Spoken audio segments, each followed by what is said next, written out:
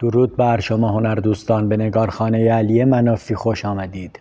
دورنمای مهران، اثری که استاد کمال الملک بیش از یک قرن پیش در سال 1301 نمایی زیبا و خیال انگیزی از آن را به تصویر کشیده است. این تابلو را نقاش در دشت مشرف به روستای مهران، قریه‌ای به قدمت تهران، از توابع شمیرانات ساخته که در زمان خلق اثر ده مهران آبادی سرسبزی در جاده قدیم شمیران بوده که مردم هنگام خروج از دروازه‌های شمالی ری برای رفتن به ییلاق‌های کوهپایه از آن گذر می‌کردند و با استراحت در باغ‌های پردار و درخت کنار قنات کهنسال این روستا خستگی راه رفتن به در می‌کردند. خلق دقیق جزئیات عناصر تصویری اثر از جمله نورپردازی، تعادل سایه و روشن و هماهنگی رنگ‌ها از ویژگی‌های چشمگیر این پرده میباشد.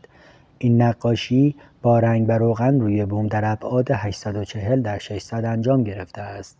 در سلامتی مانا باشید.